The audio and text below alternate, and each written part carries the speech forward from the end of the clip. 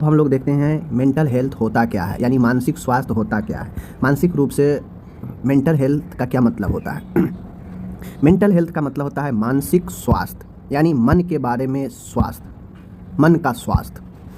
Mental health का संबंध व्यक्ति के सोचने, महसूस करने, व्यवहार और तनाव को संभालने की क्षमता से है। स्वास्थ्य का मतलब, हेल्थ का मतलब होता है कि आप ठीक ठाक हैं, बढ़िया है, आपका कोई गड़बड़ी नहीं है, ठीक है।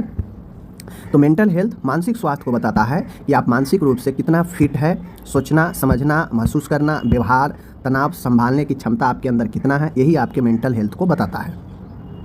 मेंटल हेल्थ होता ही है मानसिक स्वास्थ्य कि आप मानसिक रूप से फिट है। अब मानसिक रूप से बेसिकली जो फिट होता है व्यक्ति, थिंकिंग, फीलिंग, व्यवहार और तनाव, यही चार चीज़ है जिसको गड़बड़ाने से मानसिक बीमारी आ जाता है, मानसिक अस्वस्थता आ जाता है, मेंटली इलनेस आ जाता है। यही चार चीज़ में गड़बड़ी होने से, अगर ये चार चीज़ आपका फिट है, आप अच्छे सोचते हैं, आपका थिंकिंग लेवल बेस्ट है, आपका महसूस, फीलिंग, इमोशन बढ़िया है, बिहेवियर आपका बढ़िया है, आपका अंदर तनाव संभालने की क्षमता है, यही आपको मेंटली हेल्थ बनाता है, मानसिक रूप से स्वास्थ्य बनाता है। तो ये मेंटल हेल्थ होता है, ठीक है।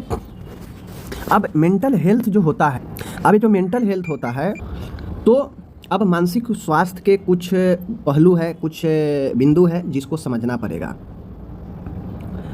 मैं आपको मेंटली हेल्थ पर्सन का कैरेक्टरिस्ट बताऊंगा। कुछ पॉइंट है जो एक मेंटली हेल्थ में काफ़ी महत्वपूर्ण होता है, वो चीज़ें होना ही चाहिए। जैसे आपको पता है, ये पेन है, ये अपन पेन है, लिखने वाला पेन है, ठीक है ना, लिखने वाला पेन है, ये पेन है, लिखने वाला, समझ गए। अब इस पेन में इंक लगा होता है अंदर में, ठीक है, इंक रहता है, बिना इंक के आप पेन को लिख नहीं सकते हैं। इसी प्रकार से मानसिक स्वास्थ्य को फिट आप कैसे, कौन कौन बिंदु पर मानसिक स्वास्थ्य फिट होता है, स्वास्थ्य बताता है कि मानसिक स्वास्थ्य ठीक है, उन बिंदुओं को हम समझते हैं। जैसे मानसिक स्वास्थ्य के जो कुछ बिंदु है उसमें इमोशन वेलबीइंग, यानी भावनात्मक चीज़ें परिपक्व होता है, अपने भावनाओं को पहचानना, उन्हें व्यक्त करना और नियंत्रण करना। जिस व्यक्ति को मानसिक स्वास्थ्य ठीक होता है, मेंटली हेल्दी होता है, वो भावनात्मक परिपक्व होता है, इमोशनली स्टेबल होता है वो, ठीक है। उसको पता है कि हमें भावना किस सिचुएशन में क्या करना है, क्या व्यक्त करना है, किस पर नियंत्रण रखना है। लोग भावनाओं में बह जाते हैं, तो वो नहीं होता है यहाँ पे। जो मानसिक रूप से स्वस्थ होते हैं वो भावनात्मक, उनके अंदर मजबूती होती है, इमोशनली स्ट्रांग होते हैं। उसके बाद है साइकोलॉजिकल स्टेबिलिटी। जो मेंटली हेल्थ का गुण है, बिंदु है कि मनोवैज्ञानिक संतुलन होना चाहिए व्यक्ति के अंदर। मानसिक तनाव, चिंता, अवसाद आदि को संभालने की क्षमता होनी चाहिए मनोवैज्ञानिक संतुलन में, तब जाके वो मेंटली हेल्थ कहा जाएगा। मेंटली हेल्थ भावनात्मक परिपक्वता में कहा जाता है, मेंटली हेल्थ मनोवैज्ञानिक संतुलन में जो है मेंटली हेल्थ कहा जाता है। उसके बाद सोशल फंक्शन, व्यक्ति का सामाजिक लगाव, सामाजिक कार्यशीलता, समाज में कैसा है, परिवार, दोस्त, समाज, इन सब के साथ कैसे संबंध है व्यक्ति का, ये भी डिपेंड करता है मेंटली हेल्थ पर। निर्णय लेने की योग्यता क्या है व्यक्ति का अंदर, जीवन में सही और गलत को पहचानना, उसका निर्णय लेना विवेकपूर्ण, ये एक मेंटली हेल्थ पर्सन के अंदर होनी चाहिए सब पॉइंट। स्ट्रेस मैनेजमेंट, तनाव का प्रबंध, व्यक्ति को तनाव का प्रबंध होना काफ़ी जरूरी होता है। जीवन में बहुत सारे कठिनाई आती है और बहुत सारे समस्या आता है, व्यक्ति स्ट्रेस में जाता है, तनाव में, लेकिन जो मानसिक रूप से स्वस्थ होते हैं, थोड़ा बहुत देर के लिए उसको तनाव जाएगा, लेकिन फिर धीरे धीरे वो रिलैक्स हो जाता है, नॉर्मल हो जाता है, समझ गए। तो ये स्ट्रेस मैनेजमेंट होना चाहिए व्यक्ति के अंदर कि अगर जीवन में कोई कठिनाई आए तो उन पर कैसे हम नियंत्रण रखें, कैसे तनाव को जो है हम दूर करें। ये बिंदु सब है जो एक मेंटली हेल्थ पर्सन में होनी चाहिए, ये सब चीज़ें, समझ गए। तो इन चीज़ों को ध्यान में आपको रखना पड़ेगा कि अगर कोई व्यक्ति मेंटली हेल्थ है, मेंटली हेल्थ अगर है तो उसमें ये सारे चीज़ होता है और होना भी चाहिए। अब बात आती है यहाँ पे मेंटली हेल्थ पर्सन की विशेषता, characteristic of mentally healthy person. कोई व्यक्ति मानसिक रूप से ठीक है, ज़्यादातर लोग मानसिक रूप से ठीक ही होते हैं। अगर मानसिक रूप से ज़्यादातर लोग गड़बड़ हो जाएंगे तो दुनिया पागल का हो जाएगा। तो मेंटली रूप से जो स्वस्थ व्यक्ति होते हैं उनका विशेषता क्या क्या होता है, चलिए विशेषता को बताते हैं। नीचे एक मानसिक रूप से स्वस्थ व्यक्ति की मुख्य विशेषता दी गई है। देखिए आपसे एग्जाम में क्या क्वेश्चन पूछता है, पूछेगा मानसिक स्वास्थ्य क्या है, मानसिक रूप से स्वस्थ व्यक्ति का लक्षण, विशेषता बताए, गुण बताए, तो यही आपको होता है इंपॉर्टेंट। 10 नंबर में पूछता है, कई बार पूछा गया है। दूसरा क्वेश्चन इसी से रिलेटेड जो आगे पढ़ाएंगे, पूछता है कि मानसिक बीमारी क्या है और मानसिक रोगी का कारण क्या क्या बनता है, उस कारण को बताए। तो अगर लक्षण पूछेगा तो मानसिक रूप से स्वस्थ के बारे में पूछेगा, कारण पूछेगा तो मानसिक रूप से अस्वस्थ होने के कारण पूछेगा। ये दो क्वेश्चन अपने आप में जो है अपोजिट है एक दूसरे को, एक स्वस्थ को बताता है, एक अस्वस्थ को बताता है, समझ गए। और ये दोनों क्वेश्चन कई बार पूछा है, समझ गए। तो आपको इसको अच्छे से पढ़ना है, लॉन्ग क्वेश्चन में पूछता है।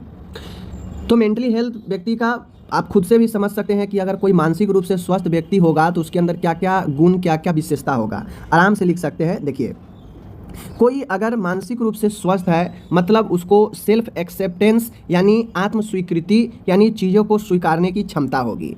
क्या गलत है, क्या सही है, हमारे अंदर क्या कमी है, क्या हमारे अंदर बेहतरी है, इसको हमें अच्छे से पता है। यानी आत्म स्वीकृति, सेल्फ एक्सेप्टेंस मतलब अपने चीज़ों के बारे में स्वीकार करना कि हाँ, अगर जो मानसिक रूप से स्वस्थ होते हैं उनके अपने गलती का भी आभास होता है, उनको अपने सही का भी आभास होता है, और वो जो है अपने आप को किस कंडीशन में रखना है उसका भी आभास होता है, और वो कभी भी खुद को डिपॉइंट यानी डिमोटिवेट या यूँ कहा जाए खुद को नीचा नहीं समझते हैं।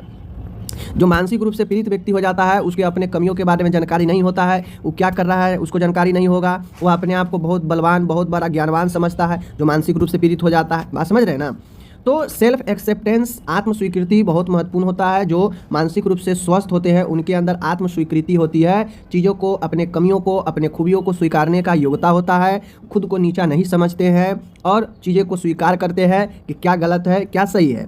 ये मानसिक रूप से स्वस्थ व्यक्ति का एक विशेषता होता है जो एक नॉर्मल व्यक्ति होता है। ठीक है, आगे मैं बात करूं तो जो व्यक्ति मानसिक रूप से स्वस्थ होते हैं उनके अंदर सेल्फ एक्सेप्टेंस के बाद सेल्फ कॉन्फिडेंस भी होता है। जो व्यक्ति मानसिक रूप से ठीक होगा, नॉर्मल व्यक्ति होगा, उसको आत्मविश्वास उसके अंदर होता है, वह खुद पर विश्वास रखता है। ठीक है, वह कभी डरता नहीं है और असफलता से घबराता नहीं है। तो जो व्यक्ति मानसिक रूप से स्वस्थ होते हैं वो चीज़ों को लड़ते हैं, वो चीज़ अपने ऊपर विश्वास है, उसको आत्मविश्वास जागृत होता है व्यक्ति के अंदर, मजबूत होता है जो मानसिक रूप से स्वस्थ होते हैं। जबकि जो मानसिक रूप से अस्वस्थ हो जाते हैं जैसे डिप्रेशन, एंजाइटी हो गया या और भी मानसिक रोग हो गया तो व्यक्ति निराश हो जाता है, व्यक्ति टूट जाता है, व्यक्ति जो है सोचता है अब मेरा रास्ता यहीं पर खत्म हो गया, आगे कुछ बचा नहीं है, तरह तरह के निगेटिव बातें आते रहता है। तो देखिए, कुल मिला के मैं बता दूं कि जितना भी मैं पॉइंट बताऊंगा ना, इन सारे पॉइंट में मानसिक रूप से स्वस्थ व्यक्ति पॉजिटिव चीज़ें करता है, चीज़ें सकारात्मक जो है यहाँ पे होता है।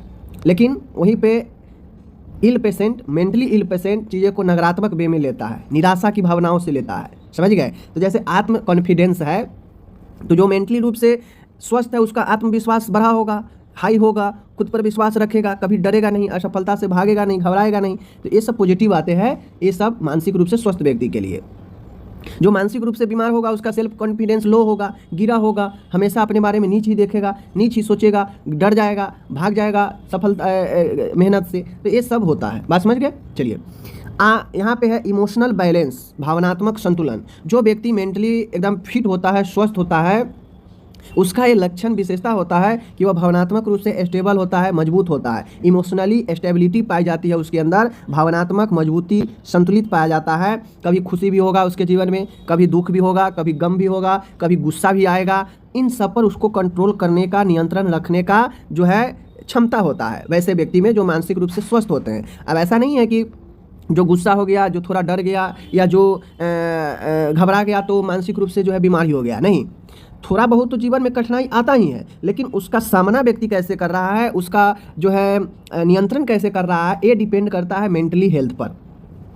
एंजाइटी, चिंता सबको जीवन में आता रहता है, डर सबको लगता है असफलता से, ठीक है ना। कभी खुशी भी आती है, कभी गम भी आती है, कभी दुख भी होता है। लेकिन जो संतुलित, जो मेंटली हेल्थ होते हैं वो चीज़ों को कंट्रोल कर लेते हैं, नियंत्रण कर लेते हैं। लेकिन जो मेंटली रूप से अस्वस्थ होते हैं वो नियंत्रण नहीं कर पाते हैं, काबू नहीं कर पाते हैं उस चीज़ पर। बस यही सा डिफरेंस है। बात समझ रहे हैं ना। तो जो व्यक्ति मेंटली इल होते हैं वो इमोशनली बैलेंस नहीं कर पाते हैं, जो मेंटली हेल्थ होते हैं वो भावनात्मक संतुलन पर नियंत्रण रख पाते हैं, कभी खुशी कभी गुस्सा जैसी भावनाओं को नियंत्रण रखते हैं, ठीक है। भूख प्यास इन सब पर नियंत्रण रहता है, भावनाओं में बहकर निर्णय नहीं लेते हैं। तो ये स्टेबिलिटी होती है, इमोशनली स्टेबिलिटी होती है मेंटली हेल्थ पर्सन में, ठीक है। आगे है तनाव का सामना करने का क्षमता होता है। आपके बहुत सारे जीवन में हमेशा कुछ ना कुछ गड़बड़ी होता है जिससे आपका तनाव जो है जीवन में आते रहता है।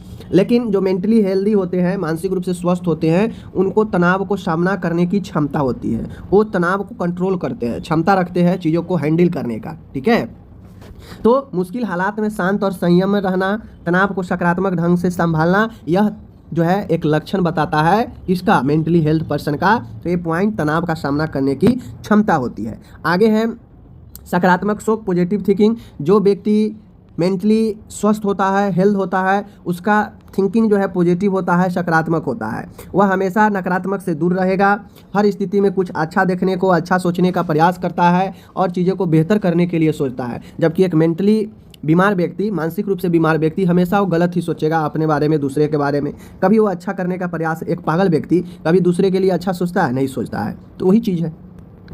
अब जो मेंटली हेल्थ पेशेंट होते हैं, मानसिक स्वस्थ व्यक्ति होते हैं, वह रिश्ते को निभाना जानता है, वो अच्छे से रिश्ते बनाए रखता है, ठीक है ना। परिवार, मित्र, आपस में काम करने वाला सहकर्मी, इन सब के साथ अच्छा रिलेशन बना के रखता है, सहानुभूति, साझेदारी से व्यवहार को काम करता है। लेकिन जो मेंटली हेल्थ होते हैं, मेंटली बेचैन होते हैं, मेंटली खराब होते हैं, बीमार होते हैं, वो कभी अपने आसपास में रिलेशन को स्थापित नहीं कर पाता है और यहाँ तक कि वह टूट पड़ता है, लड़ाई झगड़ा करने लगता है। तो अच्छे रिश्ते बनाए रखना यह मेंटली हेल्थ पर्सन का एक जो है स्वभाव और एक गुण होता है।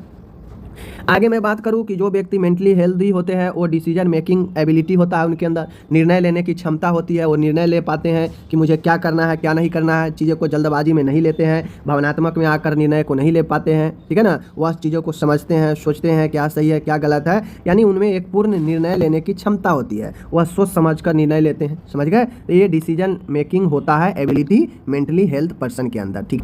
अब यहाँ पे मैं बता दूँ, हेल्दी लाइफ स्टाइल कहने का मतलब है कि स्वस्थ जीवन शैली रहता है। जो व्यक्ति कहा जाए कि मानसिक रूप से तैयार है, मानसिक रूप से फिट है, वह लाइफ स्टाइल बेहतर जीता है, हेल्दी लाइफ स्टाइल जीता है। अच्छा नींद लेगा, उसका खाना का टाइम टेबल सही होगा, व्यायाम करेगा, इन सब चीज़ों का ध्यान रखता है जो उसको जीवन को बेहतर बना सकता है। मानसिक और शारीरिक स्वास्थ्य का संतुलन बनाए रखता है। कुल मिला के वह एक लाइफ स्टाइल ठीक ठाक जीता है। जो मेंटली हेल्थ होते हैं, जो मेंटली रूप से परेशान होते हैं, न उनके सोने का समय, न खाने का समय, न जगने का समय, न कुछ करने का समय, और उनका जो लाइफ स्टाइल काफ़ी जो है गड़बड़ होता है। जो इन चीज़ों को समझ गए। चलिए अब यहाँ पे जो व्यक्ति मेंटली फिट होते हैं उनको अपने बाउंड्री, अपने लिमिटेशन के बारे में पता रहता है कि हमें क्या कहना है क्या नहीं करना है, ठीक है ना।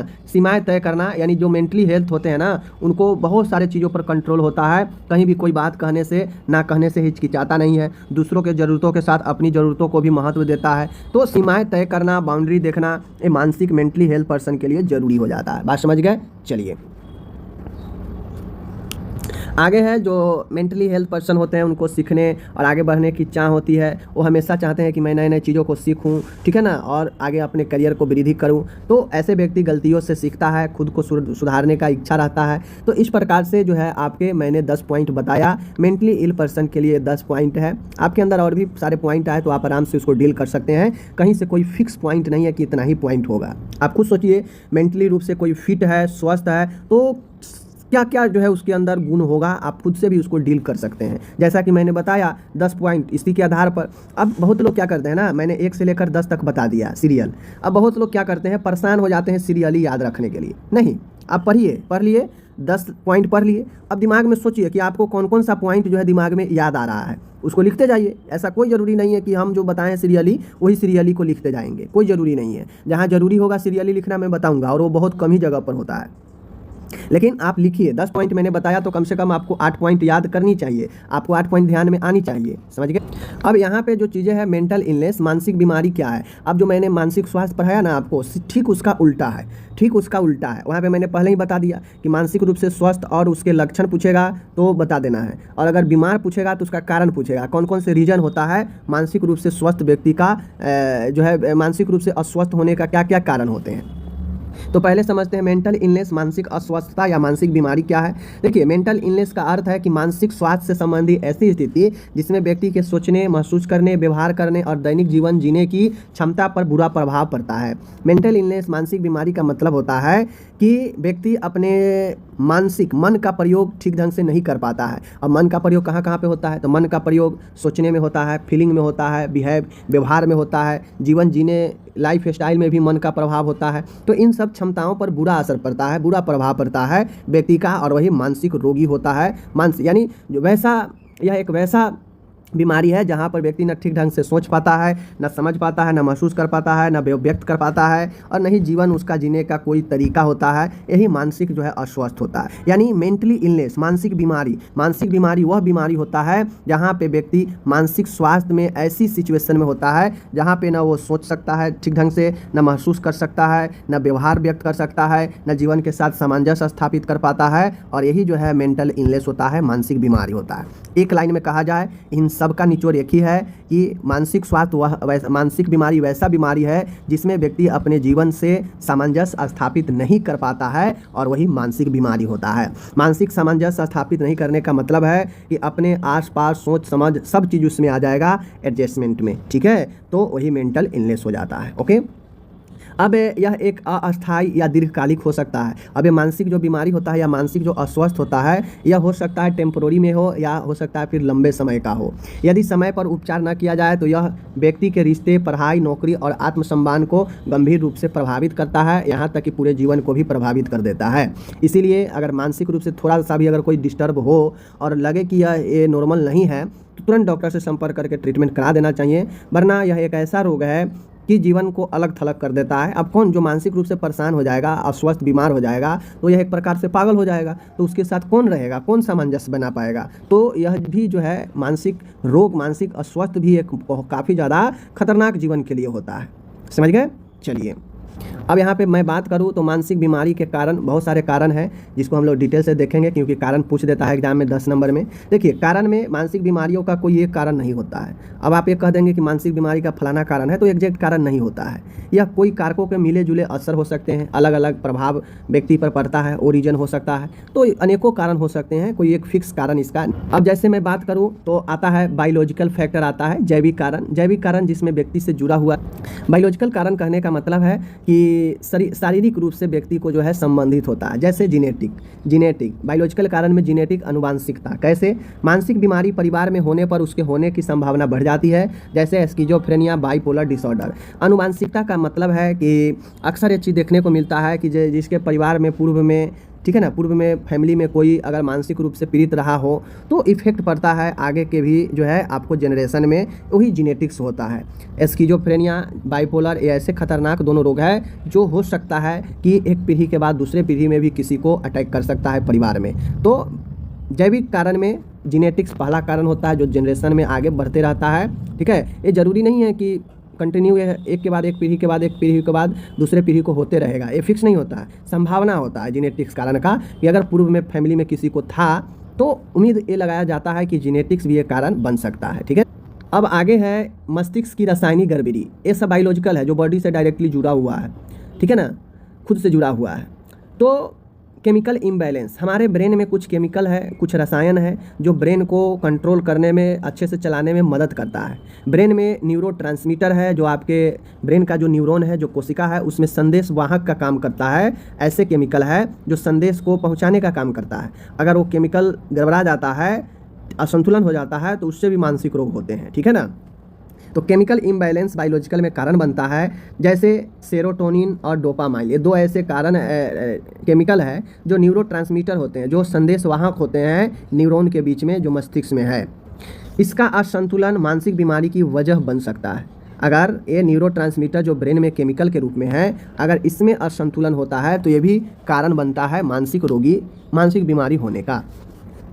आगे है ब्रेन इंजरी, ब्रेन में चोट लगना, सिर पर गंभीर चोट या संक्रमण मानसिक कार्य प्रणाली को प्रभावित कर सकता है। तो ब्रेन में चोट भी लगना, गंभीर इन्फेक्शन भी होना, ये आपके बताता है कि आपको मानसिक रूप से ये भी अस्वस्थ हो सकता है और व्यक्ति का जो ब्रेन का फंक्शन है गड़बड़ा सकता है, ठीक है ना। आगे कारण है मनोवैज्ञानिक कारण। मनोवैज्ञानिक कारण कहता है साइकोलॉजिकल कारण मन से रिलेटेड कारण होगा, ठीक है। बचपन का आघात, चाइल्डहुड ट्रॉमा। चाइल्डहुड ट्रॉमा का मतलब होता है जैसे शारीरिक यौन शोषण, उपेक्षा, माता पिता का झगड़ा आदि। मनोवैज्ञानिक कारण के मतलब होता है बचपन में आघात, बचपन में आघात। अब कोई बच्चे में उपेक्षा किया गया हो, घर से लालन पालन नहीं मिला हो, उसको इधर उधर बहुत ठोकर खाना हो, माता पिता में हमेशा अनबन रहा हो जिसको हमेशा से देखते आ रहा हो, उसके साथ शारीरिक टॉर्चर या यौन शोषण का कुछ ऐसे मामला रहा हो, तो ये सब प्रभाव बचपन का जो घटना होता है वो व्यक्ति को झकझोर देता है और उससे भी जो है मानसिक अस्वस्थ होने का एक खतरा रहता है। तो बचपन का आघात, चाइल्डहुड ट्रॉमा भी एक कारण बनता है और यह कारण व्यक्ति को साइकोलॉजिकल रूप से प्रभावित करता है, मनोवैज्ञानिक रूप से प्रभावित करता है, इसीलिए इसे मनोवैज्ञानिक कारण के अंदर रखा गया है। आगे है नकारात्मक सोच और आत्मविश्वास, आत्मसम्मान की कमी। जो सेल्फ एस्टीम होता है, खुद के प्रति नकारात्मक दृष्टिकोण मानसिक बीमारी का कारण बन सकता है। साइकोलॉजिकल कारण में कहता है कि व्यक्ति जितना ज़्यादा अपने आप को नीचा, जितने ज़्यादा निगेटिव थॉट रखता है, वो व्यक्ति को मानसिक रोगी होने का खतरा बढ़ जाता है। इसीलिए कभी भी अपने आप को नीचा नहीं दिखाना चाहिए, अपने आप को कमज़ोर नहीं समझना चाहिए और आत्मसम्मान खुद के प्रति होनी चाहिए। तो ये आपके मनोवैज्ञानिक मन को मजबूत करता है। अगर आप इन सब चीज़ों में पढ़कर खुद को निगेटिव, खुद को ही डिमोटिवेट करते हैं, खुद को नीचा दिखाते हैं, तो ये आपको नकारात्मक सोच आपके मानसिक स्वास्थ्य पर बुरा प्रभाव छोड़ेगा, साइकोलॉजिकल रूप से आपको कमज़ोर करेगा। ठीक है, इसीलिए इसे एक साइकोलॉजिकल कारण में रखा गया है। आगे है अकेलापन और सामाजिक अलगाव। जीवन को साइकोलॉजिकल रूप से झकझोर देता है तब जब लंबे समय तक कोई अकेला या सामाजिक सहयोग उससे नहीं मिल पाता है। समाज के लोग उससे दूर दूर करते हैं, उससे दूर रखते हैं, उसके घर वाले भी उससे जो है बाइकाट कर लेते हैं। लंबे समय तक व्यक्ति अकेला जीवन महसूस करने लगता है, तो ये उससे साइकोलॉजिकल रूप से डैमेज करता है, मनोवैज्ञानिक रूप से व्यक्ति को कमज़ोर करता है और फिर व्यक्ति जो है क्या होता है, मानसिक रूप से अस्वस्थ हो जाता है। तो ये साइकोलॉजिकल फैक्टर है, ये सब साइकोलॉजिकल कारण है। तो मनोवैज्ञानिक कारण में बचपन का कुछ ऐसा घटना एक कारण बन सकता है। नकारात्मक सोच, आत्मविश्वास की कमी, अकेलापन और सामाजिक अलगाव, ये सब मनोवैज्ञानिक रूप से व्यक्ति को कमज़ोर करता है और जब मनोवैज्ञानिक प्रभाव व्यक्ति के ऊपर पड़ता है तो उससे भी मानसिक रोगी बन जाता है। समझ रहे हैं? आगे है सामाजिक और पर्यावरणीय कारण।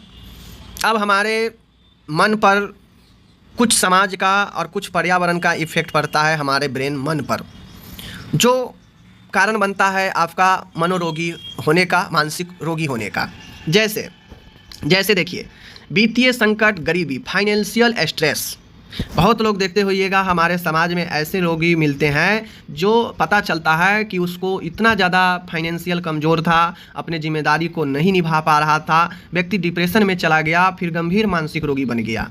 या आप अपने फैमिली में भी, आसपास में भी देखते होइएगा कि बहुत ज़्यादा जिम्मेदारी आ जाने से व्यक्ति वित्तीय संकट से जूझने लगता है, गरीबी से, जिसके कारण वो क्या होता है, मानसिक रूप से पीड़ित भी हो जाता है, डिप्रेशन में चला जाता है। तो पैसों की तंगी, बेरोजगारी, कर्ज आदि के चिंता भी डिप्रेशन हो सकता है, मानसिक रोगी बना सकता है। तो वित्तीय संकट और गरीबी एक महत्वपूर्ण आपका समाज में और पर्यावरण में होने वाला एक आपका कारण है।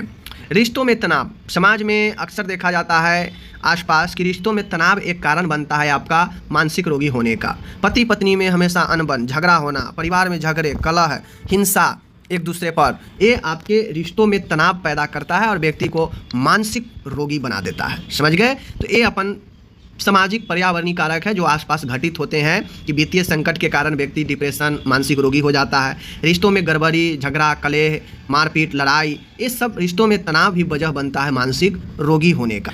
आगे आता है नशे का सेवन, सब्सटेंस एब्यूज। समाज में आसपास से देखने को मिलता है कि बहुत लोग नशे का आदी हो जाते हैं, नशे का सेवन के आदी हो जाते हैं। सब्सटेंस एब्यूज, जहाँ पे शराब, ड्रग्स आदि मानसिक रोगों को जन्म दे सकते हैं।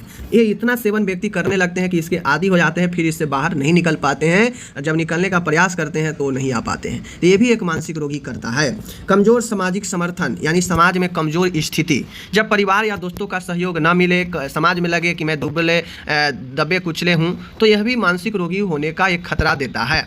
तो ये सब जो भी मैंने अभी बताया, नशे का सेवन, फाइनेंशियल कमजोरी होना, कमज़ोर सामाजिक तनाव, समर्थन या रिश्तों में तनाव, ये सब समाज में घटित होने वाला घटना है जो मानसिक रूप से व्यक्ति को क्या करता है, झकझोरता है, व्यक्ति मानसिक रोगी बन जाता है। ठीक है। कुछ अन्य कारण भी हो सकते हैं, जैसे लंबी शारीरिक बीमारी, जैसे कैंसर, थायराइड, हार्ट डिजीज से मानसिक स्थिति प्रभावित हो सकती है। अब कोई व्यक्ति को गंभीर रोगी हो जाए, फिजिकल रोग हो जाए, शारीरिक कोई समस्या हो जाए, तो व्यक्ति सोचते रहता है कि मेरे क्यों हो गया, ऐसा क्यों हो गया, मेरे को ही, दूसरे को क्यों नहीं होता है, और ऐसे सोच के व्यक्ति जो है पागल बन जाता है, मेंटली इल हो जाता है। तो लंबी शारीरिक बीमारियां भी कारण बनते हैं। अनियमित जीवन शैली, जीवन में आप मेडिटेशन से, एक्सरसाइज से दूर चले जाते हैं और बहुत ज़्यादा काम काज में व्यस्त हो जाते हैं, तो वो भी आपके जीवन शैली भी, अनियमित जीवन शैली भी मानसिक रोग होने का खतरा देता है। सोशल मीडिया और बहुत सारे चीज़ें हैं जिसके वजह से भी जो है आपको मानसिक रोगी लोग होते हैं, लेकिन इसको हटाइए, ये सोशल मीडिया वाला एक अलग चीज़ है। यहाँ तक ठीक है। अनियमित जीवन शैली, अन्य कारण में अन्य बीमारियाँ और अनियमित जीवन शैली यह महत्वपूर्ण है। ठीक है। तो मैंने प्रयास किया आपको अच्छे से समझाने का, उम्मीद है ज़रूर समझ गए होंगे। मानसिक अस्वास्थ्य और मानसिक स्वास्थ्य, कारण लक्षण दोनों बता दिए, एग्जाम में पूछेगा। कॉन्फ्लिक्ट जिसे हम लोग संघर्ष बोलते हैं, द्वंद्व बोलते हैं, ठीक है ना, अंतर्द्वंद। देखिए कॉन्फ्लिक्ट के मतलब होता है संघर्ष, द्वंद्व। तो द्वंद्व कब उत्पन्न होता है? जब दो तरह के सिचुएशन उत्पन्न होता है तभी तो द्वंद्व उत्पन्न होता है, ठीक है ना। और यह पूर्ण रूप से जो है मानसिक प्रक्रिया है, मन में चलने वाला प्रक्रिया है, ठीक है। तो संघर्ष जब किसी व्यक्ति के सामने दो या दो से अधिक विपरीत इच्छाएं, लक्ष्य या विकल्प होते हैं और वह निर्णय नहीं ले पाता है, तो इस स्थिति को कॉन्फ्लिक्ट यानी संघर्ष कहते हैं, ठीक है। देखिए कॉन्फ्लिक्ट अंतर्द्वंद होता क्या है? होता यह है, मान गए एक व्यक्ति है, ठीक है, और उसके सामने जो है एक ही समय पर, ठीक है ना, एक ही समय पर दो अलग अलग सिचुएशन क्रिएट हो जाए, दो अलग अलग इच्छाएं उत्पन्न हो जाए, लक्ष्य हो जाए, या दो ऐसे ऐसे चीज़ें हैं, विकल्प है, जिसको व्यक्ति निर्णय नहीं ले पाता, जिसको चुनने में समस्या होता है कि हमें क्या करना चाहिए, क्या नहीं करना चाहिए। और इस स्थिति में व्यक्ति के अंदर द्वंद्व उत्पन्न हो जाता है, इसीलिए इसे अंतर्द्वंद कहते हैं, कॉन्फ्लिक्ट कहते हैं। बात समझ गए? तो आपके सामने अगर कोई पूछे कॉन्फ्लिक्ट क्या होता है, संघर्ष या अंतर्द्वंद क्या होता है, सीधा कहिए कि भाई जो कोई भी व्यक्ति के अंदर एक ही समय में दो अलग अलग इच्छा भी हो सकता है, लक्ष्य भी हो सकता है, विकल्प भी हो सकता है, वह दो हो, ठीक है, और उसको व्यक्ति को दोनों में से कोई एक चुनने में समस्या है, निर्णय लेने नहीं ले पाता है कि हमें इन दोनों में से किसके साथ जाना चाहिए, और उस स्थिति में व्यक्ति को क्या होता है, हम संघर्ष उत्पन्न हो जाता है, जिसे कॉन्फ्लिक्ट बोलते हैं। बात समझ गए? तो यही अपन कॉन्फ्लिक्ट हो गया। आसान भाषा में इसे समझे तो यह एक ऐसी मानसिक स्थिति होती है कॉन्फ्लिक्ट, जिसमें व्यक्ति को तनाव, चिंता और असमंजस महसूस होता है। यह इसीलिए महसूस होता है क्योंकि व्यक्ति के एक ही समय पर दो ऐसे जो है इच्छा, लक्ष्य या विकल्प आ जाते हैं, जिससे व्यक्ति सेलेक्ट नहीं कर पाता है, नहीं चुन पाता है कि उसे किसके साथ जाना चाहिए या किसके साथ नहीं जाना चाहिए, और इसी स्थिति को हम लोग कॉन्फ्लिक्ट बोलते हैं, ठीक है। चलिए, आप जाहिर सी देखते होंगे कि आपके सामने एक ही समय पर दो ऐसे क्रिटिकल सिचुएशन आ जाता है कि व्यक्ति इधर उधर असमंजस में पड़ने लगता है कि हमें किसके साथ जाना चाहिए, पहले क्या करना चाहिए, पहले क्या नहीं करें, ठीक है। दोनों प्रायोरिटी है लेकिन क्या करें समझ नहीं आता है, और उसी स्थिति को हम लोग संघर्ष यानी कॉन्फ्लिक्ट बोलते हैं। आगे है कॉन्फ्लिक्ट मनोवैज्ञानिक के अनुसार, यानी साइकोलॉजिस्ट, अलग अलग साइकोलॉजिस्ट है, उनके अनुसार कॉन्फ्लिक्ट एक आंतरिक, एक इंटरनल प्रक्रिया है जो अंदर चलता है, जो मन में चलता है। व्यक्ति के मोटिव्स आपस में टकराते हैं, यानी वही लक्ष्य, इच्छाएं या विकल्प आपस में टकराते हैं। टकराएंगे कब? जब दो स्थिति या दो विकल्प या दो तरह की इच्छाएं एक साथ आएगा तभी ना आपस में टकराएगा। तो वही व्यक्ति के मोटिव्स आपस में टकराते हैं। यह स्थिति डिसीजन मेकिंग को कठिन बना देता है। जब आपके दिमाग में, मन में दो तरह की बातें चलने लगे, दो तरह के सिचुएशन आ जाए, दो तरह के लक्ष्य आ जाए या दो तरह के ऑप्शन आ जाए, जिससे आप चुनने में, डिसीजन करने में आपको कठिन उत्पन्न होने लगता है। होता है कि नहीं होता है? तो वही कहता है कॉन्फ्लिक्ट एक आंतरिक है, मोटिव्स आपस में टकराते हैं कॉन्फ्लिक्ट में, ठीक है, दो बातें टकराते हैं, जिससे व्यक्ति को इस स्थिति में डिसीजन लेने में, डिसीजन मेकिंग में कठिन होता है। बात समझ गए कि नहीं? तो यही जो है आपका मनोवैज्ञानिक का कॉन्फ्लिक्ट होता है। ओके, कॉन्फ्लिक्ट का मैं विशेषता कहूँ, अंतर्द्वंद की या संघर्ष जो भी कहिए इसे, इसका मैं विशेषता कहूँ, कैरेक्टरिस्ट मैं आपको बताऊँ तो जो कॉन्फ्लिक्ट है यह मानसिक तनाव, मेंटल स्ट्रेस उत्पन्न करता है। इसका विशेषता यह है, देखिए विशेषता किसी भी व्यक्ति के बारे में निगेटिव भी हो सकता है, पॉजिटिव भी हो सकता है। विशेषता ऐसा नहीं कि सिर्फ अच्छाई चीज़ को ही विशेषता बोलते हैं, बुराई को भी विशेषता और अच्छे चीज़ को भी विशेषता कुछ भी हो सकता है। तो कॉन्फ्लिक्ट की विशेषता यह है कि यह मानसिक स्ट्रेस, मेंटल स्ट्रेस, तनाव पैदा करता है, व्यक्ति अंदर से परेशान रहता है। व्यक्ति दो तरह के जब सिचुएशन आ जाता है, जब हैंडल नहीं कर पाता है, नहीं सिचुएशन को संभाल पाता है, दोनों में से किसके साथ हमें जाना है, कौन सा चुनना है, तो व्यक्ति के अंदर तनाव उत्पन्न होने लगता है। तो कॉन्फ्लिक्ट का विशेषता है कि यह तनाव उत्पन्न करता है व्यक्ति के अंदर, मानसिक तनाव, ठीक है, जिससे व्यक्ति अंदर से परेशान रहता है, ठीक है। दुविधा, कन्फ्यूजन, अब आपके सामने दो तरह के सिचुएशन आ जाए, दो विकल्प आ जाए या दो तरह के लक्ष्य आ जाए, अब आपको एक लेवल में, ठीक है ना, एक ही लेवल के दो अलग अलग जो है जॉब ऑफर लेटर आ जाए, ठीक है, आपको दो अलग अलग, रेलवे का भी ऑफर लेटर आ जाए, नर्सिंग का, और एम्स का भी नर्सिंग का ऑफर लेटर आ जाए, तो दोनों केंद्र सरकार का, दोनों बढ़िया जॉब है। अब आप यहाँ पे दुविधा में पड़ गए, ठीक है, दुविधा, कन्फ्यूजन में पड़ गए कि हम नॉर्सेट ज्वाइन करें या रेलवे नर्सिंग सुपरिटेंडेंट ज्वाइन करें, कौन ज्वाइन करें। तो यही कन्फ्यूजन, दो तरह के सिचुएशन जहाँ भी आ जाए वो कॉन्फ्लिक्ट, द्वंद्व पैदा करता है, और उस स्थिति में दुविधा, कन्फ्यूजन में व्यक्ति रहता है। तो इसका विशेषता एक ये भी है कि यह दुविधा, कन्फ्यूजन भी करता है, पैदा करता है, सही और गलत का निर्णय कठिन हो जाता है कि हमें क्या करना है, जिससे दुविधा उत्पन्न हो जाता है। अनिश्चितता यानी अनसर्टनिटी, अनिश्चितता यहाँ पे होता है, अनसर्टनिटी होता है, ठीक है। व्यक्ति को भविष्य की चिंता रहती है। जब दो तरह के सिचुएशन, दो तरह के बातें या दो तरह के कुछ भी दो तरह के मन में आने लगे एक ही साथ, तो फिर उससे अनिश्चितता भी उत्पन्न होता है। व्यक्ति भविष्य को लेकर भी चिंता रहता है कि हम अगर इन दोनों में से कोई एक को चुने और एक छोड़ दिए तो भविष्य में क्या होगा, कहीं भविष्य में जो हम अभी छोड़ दिए हैं वही भविष्य में आगे मेरा काम न पड़ जाए। तो व्यक्ति अनसर्टिनिटी जो है ये उत्पन्न करता है कॉन्फ्लिक्ट, ठीक है।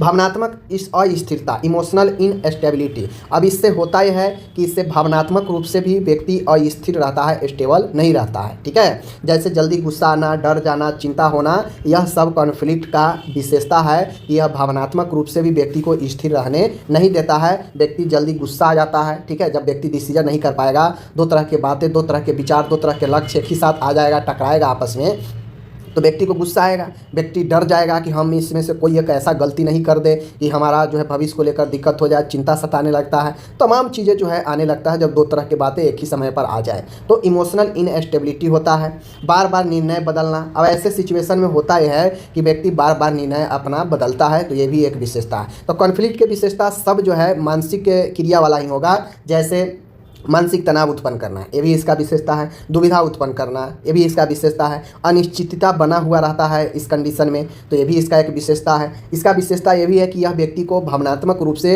स्टेबल नहीं, अस्थिर रहने देता है। व्यक्ति बार बार निर्णय बदलता है, तो कॉन्फ्लिक्ट का एक विशेषता ये भी है कि कॉन्फ्लिक्ट में व्यक्ति बार बार अपने निर्णय बदलता है, ठीक है। कभी उसके साथ, कभी उस विचार के साथ, कभी उस लक्ष्य के साथ, कभी उस लक्ष्य के साथ। तो यही जो है इसकी विशेषता होती है, याद रखिएगा, ओके।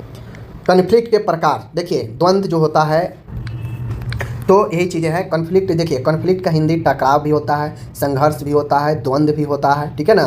तो कॉन्फ्लिक्ट का मतलब आपसे अगर टकराव भी दे देगा तो टकराव का मतलब ही वही होता है, मतलब दो ऐसे चीज़ें, दो ऐसे सिचुएशन, दो ऐसे बातें, दो ऐसे लक्ष्य, कोई भी दो ऐसा चीज़, सिचुएशन, चीज़ें होगा जो आपस में व्यक्ति को टकराव देता है, टकराता है आपस में। और जब ये दोनों आपस में एक ही साथ आता है तो व्यक्ति को समस्या हो जाता है सेलेक्ट करने में, चुनने में, या किस सिचुएशन के साथ जाना है, व्यक्ति को समस्या होने लगता है, ठीक है। तो समस्या होता है, तो वो सारा विशेषता मैं बता दिया कि कॉन्फ्लिक्ट क्या क्या उत्पन्न करता है, विशेषता बता दिया। अब हम यहाँ पे टाइप्स पढ़ाते हैं, आपको टाइप्स बताते हैं कि कॉन्फ्लिक्ट यानी द्वंद्व के क्या जो है प्रकार होता है, कितने प्रकार होता है, संघर्ष का कितने प्रकार होता है, ठीक है। देखिए, पहला प्रकार द्वंद्व का या संघर्ष का जो है अप्रोच कॉन्फ्लिक्ट, यानी आकर्षण संघर्ष। अप्रोच, ध्यान से देखिए, दो बार अप्रोच है, आकर्षण संघर्ष। तो जब अप्रोच दोनों सेम संघर्ष का होगा, तो यहाँ पे देखिए, जब व्यक्ति दो अच्छे विकल्प में से एक चुनना होता है, उदाहरण सरकारी नौकरी बनाम प्राइवेट नौकरी, दो अच्छे कॉलेज में एडमिशन, इसमें तनाव कम होता है क्योंकि दोनों विकल्प अच्छे होते हैं। देखिए, अप्रोच का मतलब है कि दोनों एक ही तरह का होगा, है दो तरह के लक्ष्य है, दो तरह के विचारे आएगा, लेकिन दोनों एक तरह के होगा, दोनों अप्रोचेबल होगा, जो आपको आकर्षण करेगा कि इसमें से कौन किसके साथ जाए। तो अप्रोच वाला है, नाम से ही है आकर्षण संघर्ष। इसमें कॉन्फ्लिक्ट में आपको अप्रोच करेगा, जिसके अंदर अगर दो तरह की बातें आएगा तो अप्रोच वाला में अच्छे दो तरह की चीज़ें आएगा, दो तरह के अच्छे सिचुएशन आएगा, जिसमें ज़्यादा समस्या सेलेक्ट करने में नहीं होगा। दोनों में से कोई एक आसानी से सेलेक्ट कर लेंगे, क्योंकि इसमें दोनों अप्रोचेबल होता है, आकर्षण वाला होता है। जब व्यक्ति दो अच्छे विकल्पों में से एक चुनना होता है, ठीक है, तो इसीलिए अप्रोच अच्छा माना जाता है। दोनों आसान होता है, दोनों तरह के, लेकिन यहाँ पर दोनों जो बातें होती है, दोनों विकल्प जो होती है वो अच्छे होता है। जैसे एक सरकारी नौकरी है, एक प्राइवेट नौकरी है, तो आसानी से लोग सरकारी नौकरी की तरफ जाएगा, ठीक है। दो अच्छे कॉलेज में एडमिशन लेना है, एक गवर्नमेंट कॉलेज है, एक प्राइवेट कॉलेज है, तो लोग आसानी से जो है सरकारी कॉलेज की तरफ जाता है, ठीक है। तो कुल मिला के आपको दो अच्छे विकल्प मिलता है, जिसमें आसान होता है, दोनों अप्रोच ही कर रहा है, प्राइवेट वाला भी और सरकारी वाला भी। लेकिन प्राइवेट नौकरी कोई क्यों करना चाहेगा, जब सरकारी मिलेगा तो आराम से सरकारी के साथ चला जाएगा। तो यहाँ पे समस्या नहीं उत्पन्न हुआ, आराम से व्यक्ति सरकारी के साथ चला गया, ठीक है। तो ज़्यादा हुआ क्योंकि दोनों अप्रोच कर रहा है कि आप आइए इधर नौकरी कीजिए, प्राइवेट वाला कर रहा है आप आइए इधर नौकरी कीजिए। तो व्यक्ति को चुनना है तो हमें भाई सरकारी चुनना है, कोई भी प्राइवेट को नहीं चुनेगा, सरकारी की तरफ चला गया। तो इसीलिए इसे चुनना आसान होता है, क्योंकि दोनों अप्रोच कर रहा है आपको, दोनों आपको टकरा नहीं रहा है, ठीक है। चलिए ये समझ गए, इसमें तनाव कम होता है क्योंकि दोनों विकल्प अच्छे होते हैं और दोनों में से जो सबसे अच्छा होता है उसके साथ व्यक्ति चला जाता है। प्राइवेट नौकरी भी तो अच्छा ही होता है, अच्छा सैलरी देता है, लेकिन दोनों में से हमें जो बढ़िया मिले हम उसके साथ चले जाते हैं। तो अप्रोच को पॉजिटिव की तरह माना जाता है। अब वहाँ पे दो अप्रोच कॉन्फ्लिक्ट जो था आकर्षण वाला, जहाँ पे अप्रोच आपको कर रहा था कि आइए आप एडमिशन लीजिए या नौकरी कीजिए या जो भी करना है, चलिए सिनेमा देखिए, ठीक है, ऐसे करके। लेकिन यहाँ पे दूसरा जो प्रकार है यह अवॉइडेबल है, ठीक है। यहाँ पे नकारने वाला, ऐसा विचार, ऐसा विकल्प जो गड़बड़ हो, जो नकारने वाला हो, लेकिन दोनों आएगा, आपको एक चुनना है। वहाँ पे दोनों आपको में फ़ायदा मिल रहा था। दोनों में अगर एज फॉर एग्जांपल अगर एडमिशन लेना है हमें, प्राइवेट सरकारी कॉलेज है, जो हमें पसंद होगा चले जाएंगे, सरकारी नौकरी है, प्राइवेट नौकरी है, जहाँ हमको अच्छा लगेगा चले जाएंगे, ठीक है ना। उसमें बस हमको अपना तय करके चला जाना है, क्योंकि दोनों से पॉजिटिव बात नहीं था, दोनों से ही अच्छा ही चीज़ था। लेकिन यहाँ पे अवॉइड कॉन्फ्लिक्ट का मतलब है परिहार संघर्ष, यानी यहाँ पे अवॉइडेबल है नकारात्मक, यानी नकारने वाला, यानी बुरी चीज़ों का जो है कॉन्फ्लिक्ट है, द्वंद्व है, संघर्ष है। यहाँ पे व्यक्ति को जो दो विकल्प होते हैं, दो बुरे विकल्प होते हैं और उनमें से एक चुनना होता है, ठीक है। अप्रोच में दो विकल्प था, अब वो दो विकल्प में हो सकता है दो बातें भी हो, दो तरह की विचार भी हो, दो तरह के लक्ष्य भी हो, या दो तरह के विकल्प भी हो। लेकिन यहाँ पे जो दो विकल्प है यह अवॉइडेबल है, लेकिन उस अवॉइडेबल में से भी आपको चुनना है। दो में से अब हम आपको कह दिए कि ये एक तरह कांटा है, ठीक है, और एक तरह शीशा है। एक तरह मैं शीशा फोड़कर चुभा दिया ज़मीन में, और एक तरह हम आपको कांटे बिछा दिए। अब हम आपको बोले दो तरह के सिचुएशन आ गया, अब हम आपको दोनों तरह दे दिए।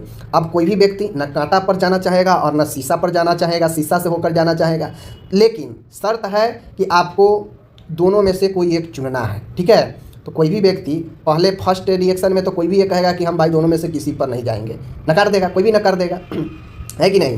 तो नकार देगा मतलब अवॉइड है, लेकिन नकार तो देंगे फर्स्ट रिएक्शन में, लेकिन हम कह दिए कि नहीं, दोनों में से किसी एक को आपको चुनना ही होगा, भले ही आप जोन सा चुन ले, इसमें से आपको जो अच्छा लगे चुन लीजिए। तो भाई यहाँ तो अच्छा की बात ही नहीं है, इधर भी कांटा है और इधर भी शीशा है, दोनों में से किसी पर चलेंगे तो चुभेगा ही चुभेगा। तो कुल मिला के व्यक्ति के सामने दो ऐसे विकल्प होते हैं जिसको दोनों में से कोई नहीं व्यक्ति चाहता है कि हम ये चुने। बुरे विकल्प होते हैं, लेकिन उनमें से एक चुनना ही पड़ता है, ठीक है। व्यक्ति दोनों में से दोनों को अवॉइड करने के लिए रेडी है, लेकिन ऐसा नहीं है, दोनों में से कोई एक चुनना ही पड़ता है। एज फॉर एग्जांपल आपको दो लक्ष्य है, आप दो लक्ष्य तय किए, लेकिन आप कभी भी नहीं चाहते थे कि दोनों में से दोनों फेल हो जाए, और दोनों फेल हो गया, लेकिन आपको कोई ना कोई एक के रास्ता पर तो चलना ही पड़ेगा आगे, अगर लक्ष्य प्राप्ति करना चाहते हैं तो, ठीक है ना। तो उसी प्रकार से व्यक्ति के सामने दो ऐसे विकल्प आते हैं जो बुरे होते हैं, लेकिन एक चुनना पड़ता है। अब किसके साथ जाना है वो व्यक्ति तय करे, इसीलिए यहाँ पे कठिन हो जाता है चुनना, क्योंकि दोनों गड़बड़ है, हम चुने तो किसे चुने, ठीक है। इसीलिए इसे अवॉइड कॉन्फ्लिक्ट बोलते हैं, क्योंकि दोनों अवॉइडेबल होता है, ठीक है। कठिन नौकरी करना या बेरोजगार रहना, समझ गए, कठिन नौकरी करना या बेरोजगार करना। या आप पढ़े लिखे हैं, ठीक है, आपको कहा कि दिन भर में 100 को बोरा ढोइए, हम जो है 10 रुपये बोरा देंगे, 1000 रुपये देंगे, ठीक है। आप मान के 50 बोरा धोंगे, 500 रुपया मिलेगा। या आप बेरोजगार हैं, तो आप पढ़े लिखे व्यक्ति से कठिन काम करवाइएगा, नहीं कर पाएगा वो, तो उसके लिए कठिन काम उतना ही मजबूरी है जितना वो बेरोजगार है। तो दोनों उसके लिए उतना ही कठिन है, बेरोजगारी भी कठिन ही है और कठिन काम उसे मिल गया वो भी कठिन ही है, लेकिन करना तो पड़ेगा। तो अगर बेरोजगारी से ठीक ढंग से रहना है तो भाई जाओ बोरा ढो तुम, बात समझ गए कि नहीं। चलिए, बीमारी का दर्द सहना या इंजेक्शन लगवाना। अब यहाँ पे कोई व्यक्ति ये नहीं चाहेगा कि हमें इंजेक्शन लग जाए, समझ गए, और कोई ये भी नहीं चाहेगा कि हमें बीमारी हो और उसका दर्द हम सहे, कोई चाहेगा। लेकिन व्यक्ति को कोई एक ना एक जो है, दोनों अवॉइडेबल है। व्यक्ति कभी नहीं चाहता हमें इंजेक्शन लगे, वो भी अवॉइडेबल ही है, नकारने वाला ही है। और बीमारी का दर्द भी कोई नहीं चाहता है कि हमें हो, वो भी नकारने वाला ही रहता है। लेकिन हमें दो चुनना है, वो हमारे ऊपर डिपेंड करता है हम कौन सा चुनें। तो अगर बीमारी हो गया तो इंजेक्शन लगवाना पड़ता है, समझ गए, दर्द के राहत के लिए, तो व्यक्ति इसके साथ जाएगा, समझ गए कि नहीं। तो यहाँ पे दोनों विकल्प बुरे होते हैं, बस व्यक्ति को एक चुनना ही पड़ता है, और वही अवॉइडेंस कॉन्फ्लिक्ट होता है। बात समझ गए। इसमें तनाव ज़्यादा होता है क्योंकि दोनों विकल्प खराब होते हैं, और तनाव ज़्यादा इसलिए होते हैं क्योंकि दोनों खराब होते हुए भी एक चुनना ही पड़ता है। बात समझ गए कि नहीं। अब यहाँ पे नेक्स्ट जो है आपके सामने एक लक्ष्य ऐसा जो अप्रोच वाला होगा और एक लक्ष्य ऐसा जो अवॉइड वाला होगा, जो नकारने वाला होगा।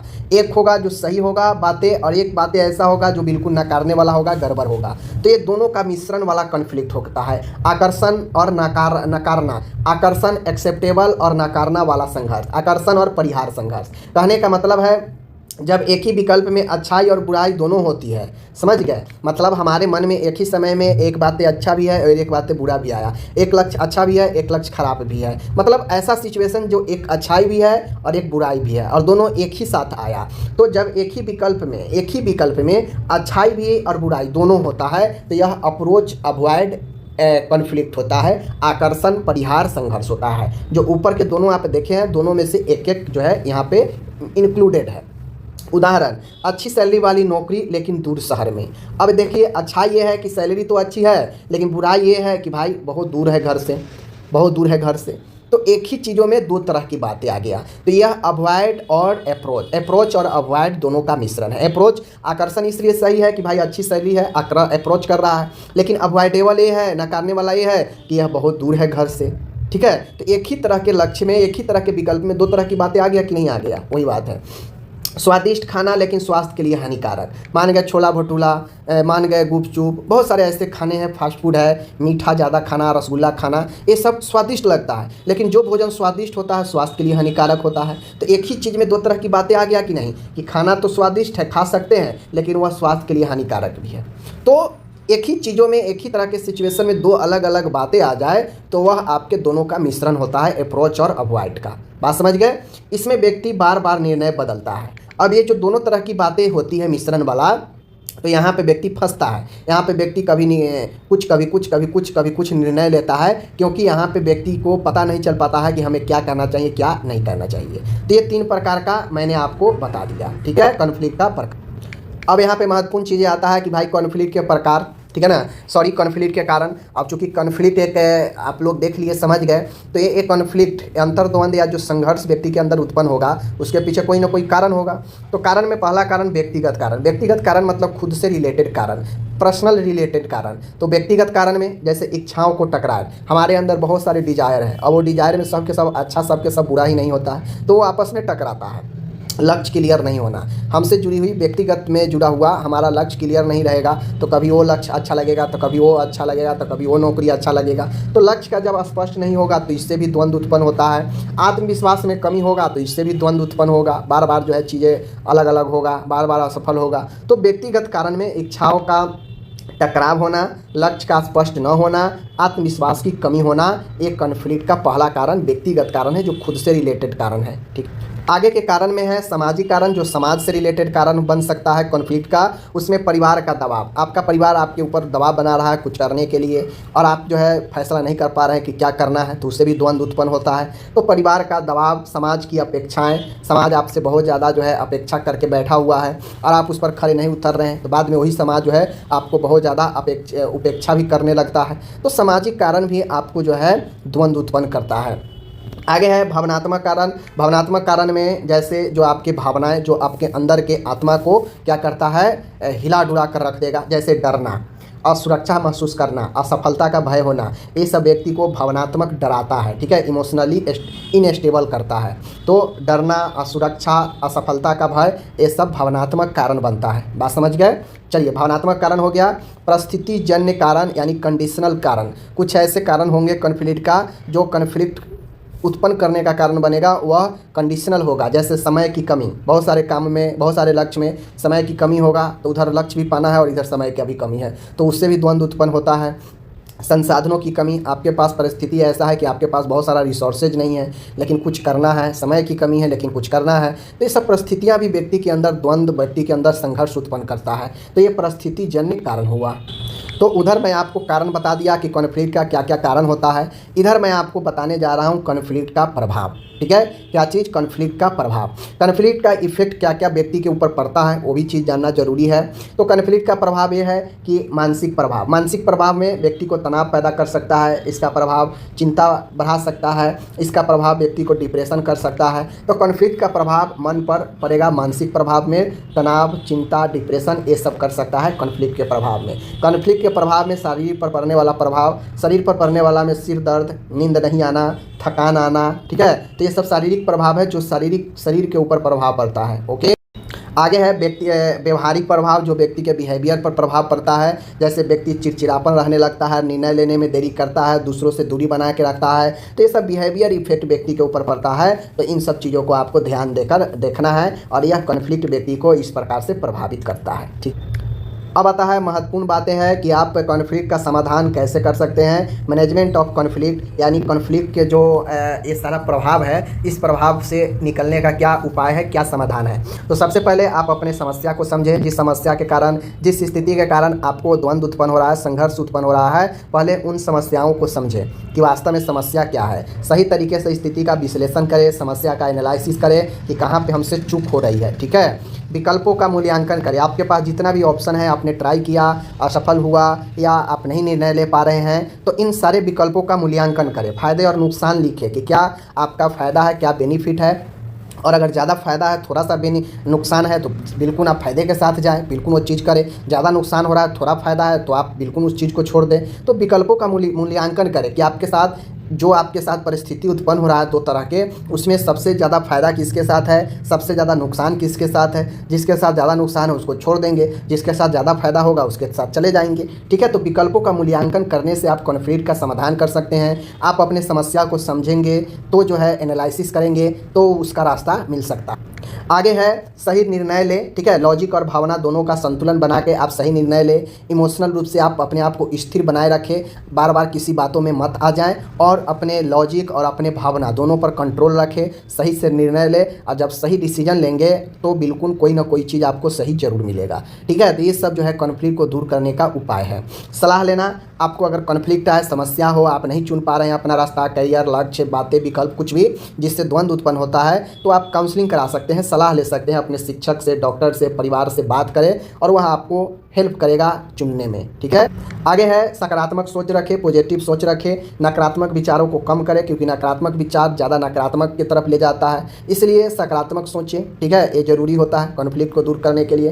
तनाव पर नियंत्रण रखें, स्ट्रेस पर कंट्रोल रखें, योग और ध्यान करें, गहरी सांसें लें, नींद लें, तो जिससे तनाव आपका नियंत्रण रहेगा। ठीक है, तो इस प्रकार से कॉन्फ्लिक्ट होता है यहाँ पे समाप्त। तो कॉन्फ्लिक्ट को मैंने पढ़ा दिया, परिभाषा पढ़ा दिया, विशेषता पढ़ा दिया, प्रकार पढ़ा दिया, कारण पढ़ा दिया, उसका बॉडी पर क्या प्रभाव पड़ता है वो पढ़ा दिए, और इसको हम कैसे नियंत्रण, क्या क्या उपाय है कॉन्फ्लिक्ट को दूर करने का, ये मैं पढ़ा दिया। तो इतना सारा पॉइंट आपको दिमाग में रखिए तो ऑटोमेटिक आप इसे लिख सकते हैं। आपसे सीधा सीधा 10 नंबर में क्वेश्चन पूछा जाता है कि विवाह होता क्या है, विवाह का कितने प्रकार है, समझाइए। तो आपको समझाना पड़ता है डिटेल में, और विवाह अपने आप में एक बड़ा क्वेश्चन है, तो इसलिए 10 से 15 नंबर में आपसे पूछ सकता है। और ये 2-3 साल पहले पूछा गया है, तो हो सकता है इस बार बहुत ज़्यादा इंपॉर्टेंट है और आपके पूछ दे एग्जाम में। तो ये जो है विवाह है, ये आप लोग जानते हैं सोशियोलॉजी के अंतर्गत आएगा, जो कि साइकोलॉजी और सोशियोलॉजी दोनों है बिहेवियर साइंस में। तो चलिए आज हम लोग इसको समझते हैं। देखिए, विवाह को समझने के लिए बहुत ज़्यादा दिमाग लगाने की ज़रूरत नहीं है। आपको 2-4 बातें हैं जिसको समझना बहुत ज़रूरी है। अगर आप इसको समझ लेते हैं तो मैं जो चीज़ें आपको बताऊंगा वो आपको आसानी से समझ में आ जाएगा। और देखिए, इस सब के विवाह अपने आप में क्या है, बड़ा क्वेश्चन है, तो उसको लिखना पड़ेगा। 10 नंबर में पूछेगा तो आपको 3 पेज में लिखना पड़ेगा। तो 1 पेज में तो सारा का सारा यही आ जाएगा, उसका टाइप्स ही आ जाएगा, और विवाह होता क्या है 1 पेज में यही हो जाएगा। सेकेंड पेज में आप जाएंगे तो जो विवाह का फर्स्ट प्रकार है वो हो जाएगा, और थर्ड पेज में जो है आपका, थर्ड से फोर्थ पेज में आपका विवाह का जो सेकेंड प्रकार है उसमें आपका हो जाएगा, क्योंकि जो सेकेंड प्रकार है वो थोड़ा बड़ा है। तो चीज़ें को समझिएगा, कॉपी कलम लेके बैठिए, मैं जो बताऊंगा उसको आपको दिमाग में सेट कर लेना है और कॉपी में लिख लेना है, एक क्वेश्चन बना लेना है। तो चलिए शुरू करते हैं, क्योंकि आप ही बताइए मैं इस पर कितना लिखूंगा, एक एक पॉइंट को मैं लिखूंगा तो बोर्ड फुल हो जाएगा, तो फिर बहुत ज़्यादा समय लग जाएगा। तो ऐसे में जो आपको बता दूंगा आसानी से वो आप चीज़ों को समझ लीजिएगा। चलिए हम लोग शुरू करते हैं। तो सबसे पहले मैं बता दूं कि विवाह होता क्या है। तो देखिए, यहाँ पे स्पष्ट रूप से मैं एक चीज़ यहाँ पे लिख दिया हूँ कि जो विवाह है, विवाह एक सार्वभौमिक संस्था है। देखिए, अब सार्वभौमिक संस्था के मतलब होता है कि हमेशा से ये चलते आ रहा है, मतलब जो विवाह है एक ऐसा यह ऑर्गेनाइज है, ऐसा एक संस्था होता है जिसमें आप देख सकते हैं कि यह जो सार्वभौमिक संस्था है, इसका मतलब है अर्थात विवाह जो है संस्था सभी कालों एवं सभी समाजों में विद्यमान रही है। यही कारण है कि विवाह को एक सार्वभौमिक संस्था कहा जाता है। क्यों कहा जाता है? क्योंकि यह सभी कालों और सभी समाजों में यह विद्यमान रहा है और शुरू से अभी तक ये चलते आ रहा है। भले ही उसका जो अलग अलग रूप होता हो, कोई जो है कोई विवाह करता है तो एक से अधिक पत्नी रखता है, कोई विवाह अगर लेडीज करती है तो उसको एक से अधिक पति रहता है, तो ये अलग अलग प्रकार हो सकता है। लेकिन जो विवाह होता है पति और पत्नी एक साथ बंधते हैं अपने गृहस्थ जीवन में, तो वो शादी कहलाता है। तो एक आप क्या समझ लिए विवाह को क्या समझ लिए कि विवाह एक सार्वभौमिक संस्था है जो बहुत समय से, बहुत कालों से यह क्या है, अनेक जो भी समाज है हमारे उसमें यह विद्यमान है। यह तो सत्य है, सबका शादी होता ही है। तो ये जो शादी होता है भले ही ये सभी काल और सभी समाज में मौजूद है, पहले से चलते आ रहा है, लेकिन ये अलग की बातें है कि इसका अलग अलग रूप देखने को मिलता है। और जो शादी होता है, बहुत लोग क्या करते हैं कि एक ही शादी करते हैं एक पत्नी से, या एक जो स्त्री होता है वो एक पति ही रखती है, मतलब एक शादी करती है। तो ये जो एक वाला शादी होता है, तो ये जो मोनोगामी होता है ये बहुत प्रचलित है। जो एकल विवाह होता है ये बहुत ज़्यादा प्रचलित है और बहुत लोग इसको पसंद करते हैं, क्योंकि ये जो एक विवाह होता है समाज में एक सभ्य नज़र से इसको देखा जाता है और ये अच्छा माना जाता है, इसलिए एक विवाह बहुत ज़्यादा प्रचलित है।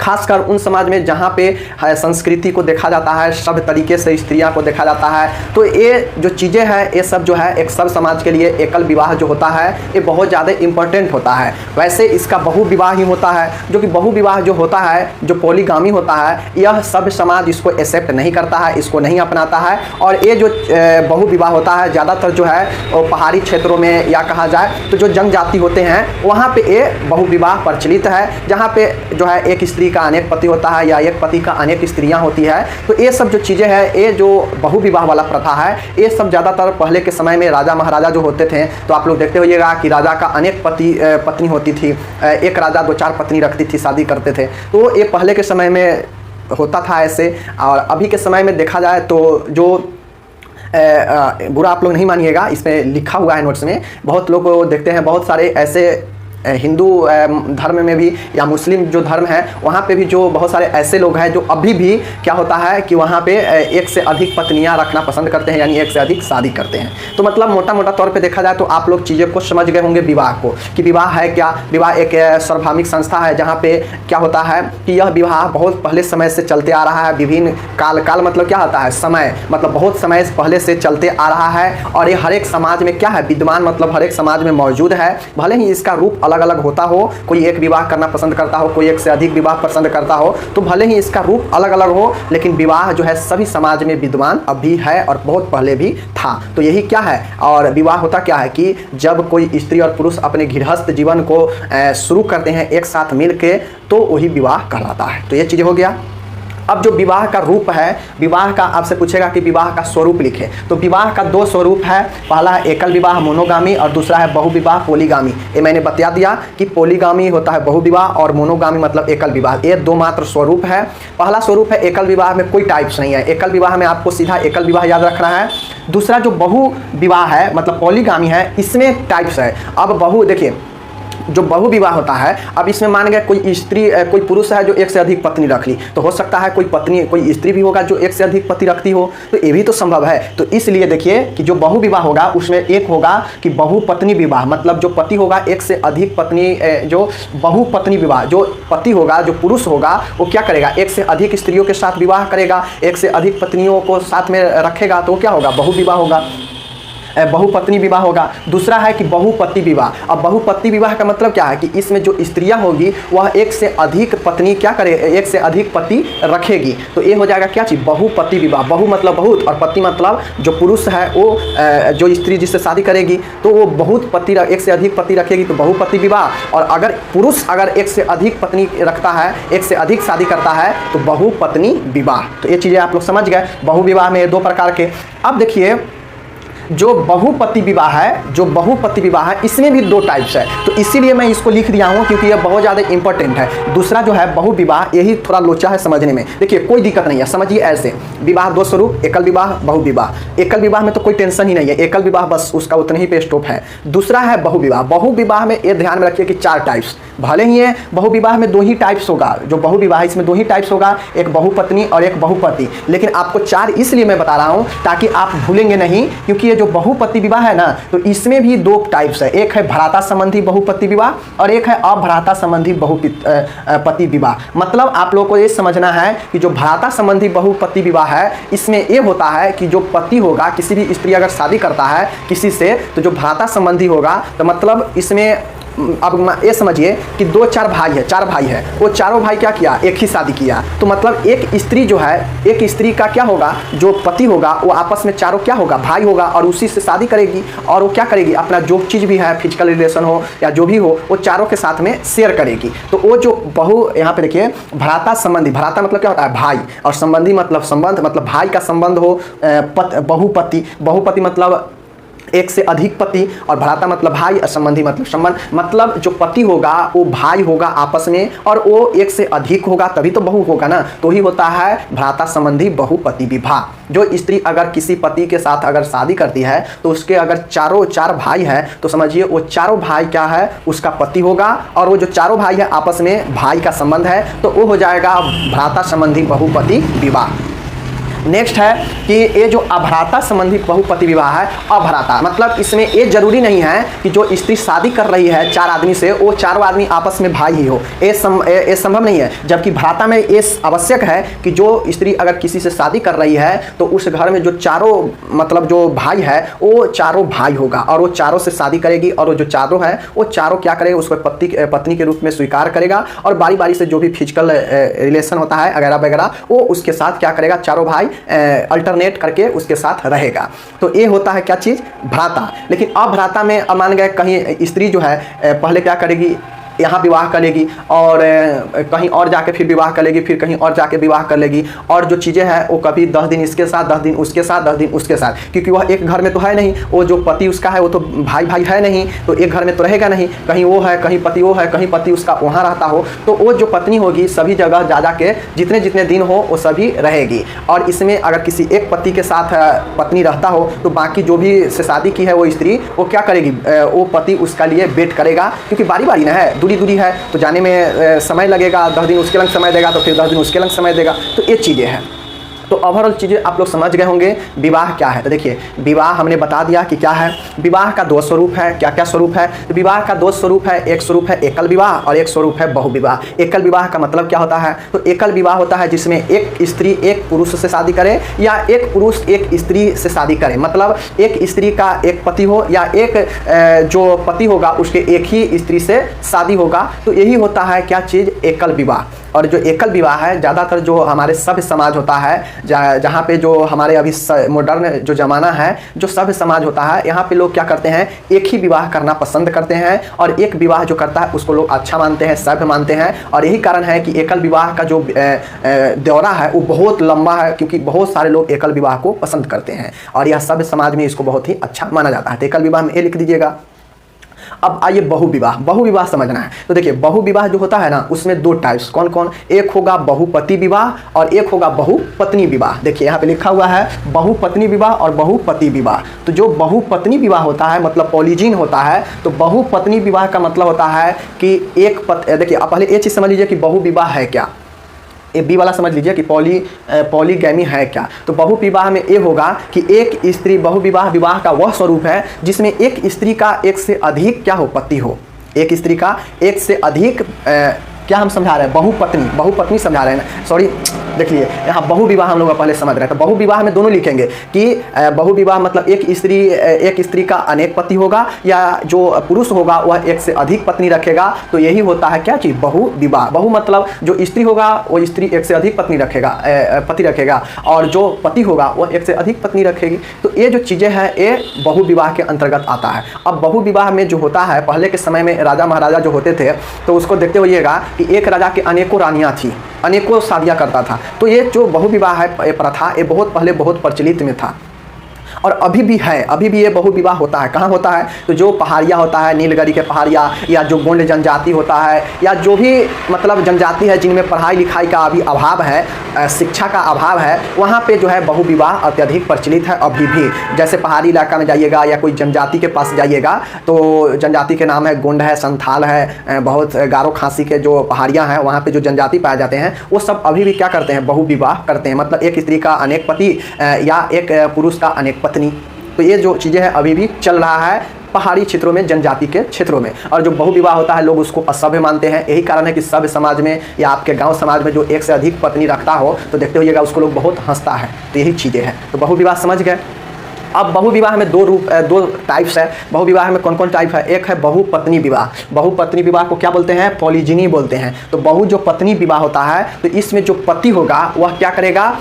एक से अधिक स्त्रियों के साथ विवाह करेगा, एक से अधिक उसका पत्नी होगा। तो यही होता है बहुपत्नी विवाह। तो आप लोग उसमें क्या लिखिएगा कि यह बहु विवाह क्या है? बहुपत्नी विवाह बहु विवाह का रूप है। तो लिखिएगा कि किसमें? बहुपत्नी में लिखिएगा कि यह बहु विवाह का वैसा प्रकार है या स्वरूप है जिसमें एक पुरुष का एक से अधिक स्त्रियों के साथ क्या होता है? रिश्ता होता है और उसके एक से अधिक पत्नी होता है। तो यही हो जाता है बहुपत्नी विवाह। ये जो विवाहें हैं मैंने बताया कि यह गारो खासी के जो पहाड़ियाँ हैं जनजातियों में बहुत अत्यधिक प्रचलित है। तो ये चीज़ें आप लोग लिख लीजिएगा। तो ये हो जाएगा बहुपत्नी विवाह। अब आते हैं बहुपति विवाह के ऊपर। बहुपति विवाह मतलब पॉलीएंड्री। पॉलीएंड्री का मतलब क्या होता है? तो देखिए जो स्त्रियां होगी तो आपको लिखना होगा कि यह बहु विवाह का वैसा स्वरूप है जहाँ पे स्त्रियां जो है एक से अधिक पति रखती है तो उसे हम लोग बहुपति विवाह कहते हैं। बहुपति मतलब बहुत पति, तो मतलब जो स्त्रियां होगा वही ना पति रखेगी। तो एक से अधिक पति के साथ रहेगी, वैसे विवाह को बहुपति विवाह बोलते हैं। और ये भी जो विवाह है ज़्यादातर जनजातिया में या जो बहुपति विवाह है तो जो जनजातियाँ है, गारो खासी है, इस समय जो है चीज़ें पाया जाता है। तो ये चीज़ें हो गया।